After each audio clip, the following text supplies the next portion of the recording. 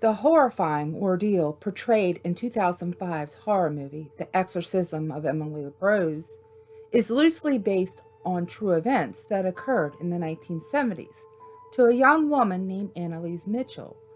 But the real story is much more terrifying than anything Hollywood could ever imagine. Anneliese Michel was born in Germany on September 21st, 1952. She grew up in an extremely devout Catholic family where she attended Mass at least twice a week, among other religious activities, including doing penance for the sins of others. Growing up, Anneliese was a good student and excelled in language study. She was often described as a happy, playful girl, but under constant watch of her parents. When Anneliese was 16 years old in 1968, she suddenly blacked out at school for a few minutes. According to her friends who witnessed this, Anneliese seemed to be in a trance-like state. When she woke from the episode, she couldn't remember anything that happened and said she felt fine. But that night, she woke up to feeling like a heavy presence was sitting on her body. The next day, her parents kept her home from school, but there were no reoccurrences, and the family believed she was fine. About a year later, in 1969, Anneliese experienced a second episode, and this time she was taken to the doctor, who referred her to a neurologist. After a series of tests, the doctor couldn't figure out what was wrong with her, stating that her brain function was fine. Then, in February 1970, Anneliese contracted tuberculosis and spent several months in the hospital. While there, she had a third episode and this time went to bed. When the other patients learned what had happened, they began teasing her, which sent her into a depression. Soon after the third episode, Anneliese said she started seeing various colors, hearing voices, and experiencing a state of euphoria while praying with her rosary. The doctors from the hospital sent her to see another neurologist, Dr. Van Hould, who diagnosed Anneliese with epilepsy and prescribed her medications that were supposed to help. She was able to return to school later in 1970, even though the seizures still continued. She became withdrawn from her friends and more depressed. She threw herself into her studies, especially Catholic research, and graduated high school. Despite her worsening condition, Anneliese started college to become a teacher. In 1975, Anneliese and her parents stopped seeking medical treatment for her condition and began begging various priests for an exorcism, claiming she was possessed by demons. Anneliese herself claimed that Judas, Nero, Hitler, King, and Lucifer were all inside of her. Finally, they were able to convince a priest that she was possessed, after all the others said she wasn't and just needed medical attention. When the exorcism was granted by the church, the ritual was supposed to be small and done in secret.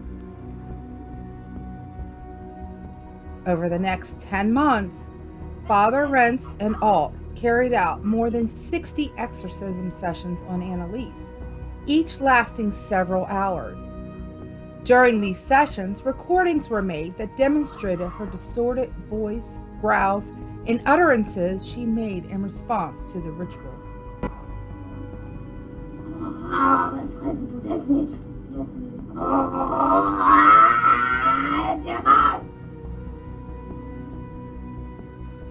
As their efforts continued, her physical health worsened and Anneliese became weaker and thinner. During the exorcisms, Father Rentz and Alt reportedly spoke to no less than 6 demons, the same ones she had previously claimed were residing inside of her. Later, there will be several theories that came to light that, given Anneliese's Catholic background and obsession with religious teachings, that she perhaps chose these figures intentionally. Despite her being so weak, Anneliese had to be restrained during the rituals. This abuse, along with the lack of medical treatment, food, and drink, all took its toll on Anneliese Michel, and she died on July 1st, 1976. The autopsy revealed Anneliese died of malnutrition and dehydration. It also revealed the abuses she received, including broken teeth, black eyes, bruising on her arms, hands, and wrists, broken knees, and various other wounds on her body. Shortly after her death, Anneliese's story became a national sensation in Germany when her parents and the two priests were charged with negligent homicide. During their trial in 1978, they maintained that the exorcism was successful and that Anneliese was liberated from her demons possessing her. Father Alt even claimed that some of her wounds were the stigmata, wounds endured by Jesus Christ before his death. The defense also argued that the demons were real, so the exorcisms were legal. Their proof? The recorded tapes of Anneliese's demons arguing.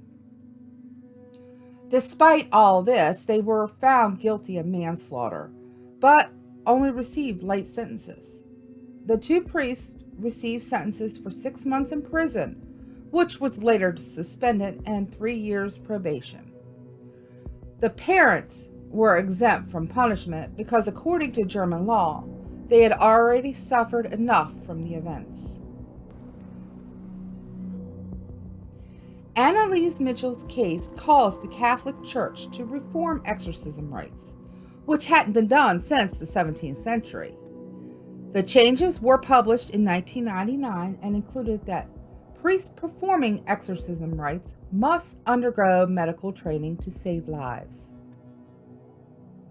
In more recent years, Anneliese's story has become popular and inspired 3 films: Requiem, Anneliese, The Exorcist Tapes, and the most well-known, The Exorcism of Emily Rose. As for the true events of Anneliese, unfortunately, there is still no way to prove or disprove supernatural occurrences like exorcisms, which make it difficult to know what really happened to her. It is possible, however, to prove that there is evidence that epileptics are at an increased risk of displaying symptoms of schizophrenia. Many believe that Anneliese suffered from dissociative personality disorder as well as schizophrenia. That, combined with her extreme religious background, could account for the events leading to her death. But one can never be sure when it comes to the supernatural. Perhaps she really was possessed by demons.